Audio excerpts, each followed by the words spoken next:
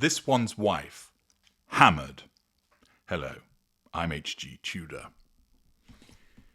As she is massacred on YouTube, with 75% of the comments critical in relation to her forthcoming Part 2 of Season 1 With Love Meghan show, what are the views of those amongst the mainstream media?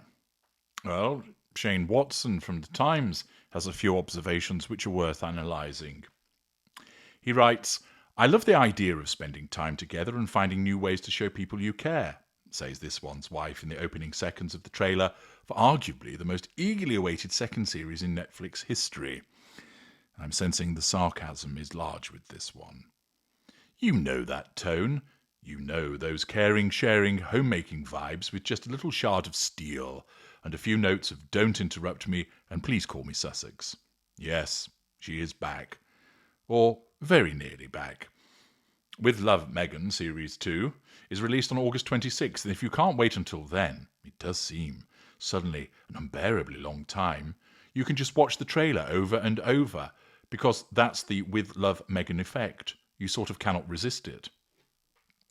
When she says on the voiceover, "let's get creative and learn something new," you know it's going to be how to arrange slices of fresh fruit in rainbow arcs on a plate, or how to fill a bag with lavender and then tie it with a handwritten label, or maybe it'll be tying party balloons to an arch.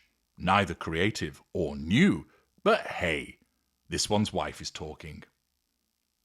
This One's Wife is reinventing the wheel, and we are very much along for the ride, because there is nothing quite like it. It's like a spoof of a lifestyle show, with exceedingly high production values. It looks like a Nancy Meyers movie on steroids. Some celebrity faces and lots of cringe-making moments. It's got everything you want from a quality hate watch.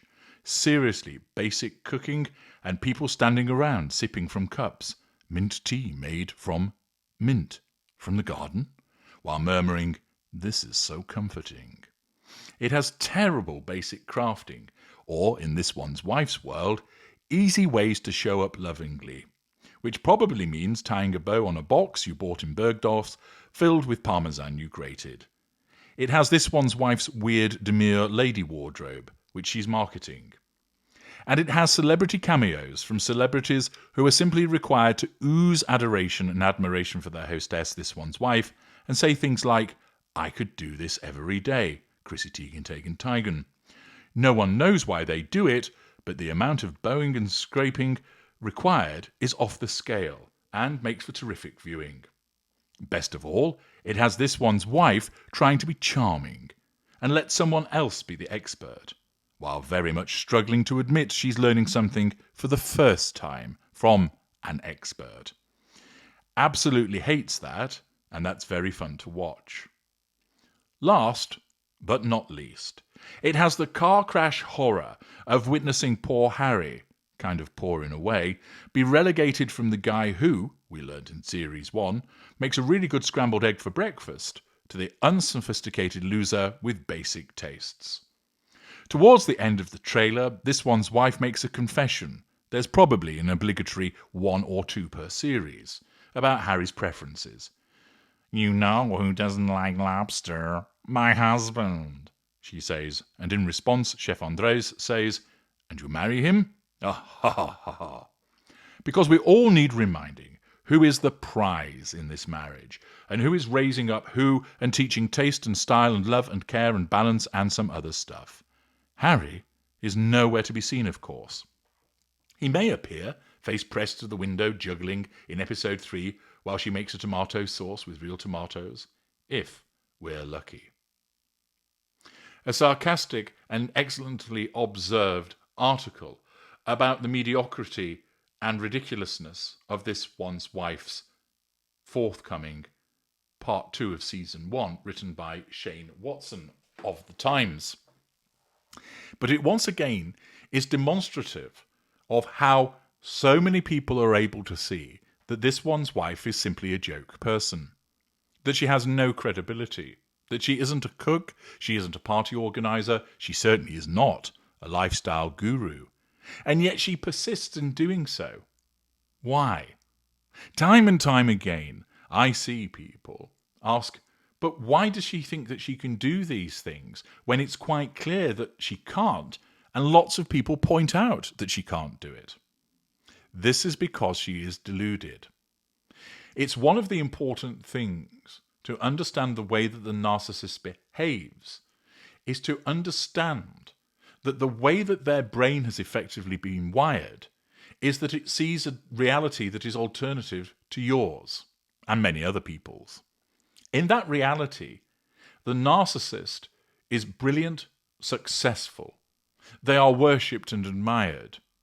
That is because the narcissist needs those things, because they link to the preservation of control and the receipt of fuel, two of the most important aspects of the prime aims. She is not allowed to see that she is talent-free. She is not allowed to know that she is a charisma-free zone. She is not to be furnished with the knowledge that she is useless. Her narcissism swats those suggestions away. Now, this one's wife will see that people criticise her.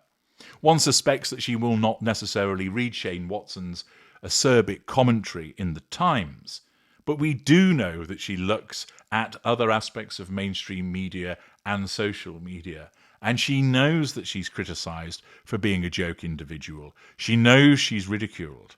She knows that people see her as useless and beige and awful and arrogant and unpleasant and all the other adjectives that one can find to describe her. But the narcissism never allows those criticisms to land because that's its job. It is a self-defense mechanism that is there to protect her against any form of criticism because criticism threatens control, and thus criticism is rejected. It does not apply. She has not been furnished with self-analysis. She has not been blessed with self-reflection. She will claim that she has, but she has not. So when Shane Watson writes what he does and entertains people with his scathing and sarcastic observations, which are, of course, entirely accurate, this one's wife's narcissism doesn't allow her to see it. It doesn't cause her to think to herself, hang on a second, so many people saying that I'm basically fucking useless. Could it be that I am? And maybe I need to change things. No, that simply will never, ever happen. And therefore, if you're scratching your head still, and you really ought not to be, as a follower of my work, as to why does she do these things, the answer is she cannot help but do it because her narcissism allows her to do it. That's why you stand there slack-jawed thinking, good Lord, she really hasn't a clue, has she? She doesn't read the room at all, no. She doesn't look at it and think, I know I'm crap, but I'll keep going. She really does think that she's brilliant. When she removes pretzels from one bag and puts them in another, she honestly believes that she's teaching you something magnificent. Yes, it's hard to believe, isn't it? But it's entirely the case. When she slices some bread, that is a world-changing event. When she takes something out of the cooker, having not cooked it herself, and presents it, the narcissism tells her that she did it, it's her work. Another chef will have done it, or a chef, not her. But her narcissism tells her, you're wonderful, you're brilliant, you're amazing, you're special. The world should worship you. That's the default setting. She's completely oblivious to her shortcomings, which in a way can be a boon for the narcissist because they might just plug away until they succeed. Not something that's applicable to this one's wife because the fundamentals aren't there. Not only does she not have charisma, talent or likability, but she's proven herself, as a consequence of repeated overexposure, to be wholly unlikable. And she's now reaping the rewards of all of that. A massacre in the comments section, hammered in the mainstream media. It's all setting it up for yet more ridicule of this one's wife, and yet she will continue unperturbed. In this regard, the narcissist does present of something as a paradox. Thin-skinned because the slightest of criticism gets to the narcissist and they have to respond, but thick-skinned in another way, that they don't then react to the criticism in a meaningful fashion, they just keep ploughing ahead. I'm H.G. Tudor. Thank you for listening.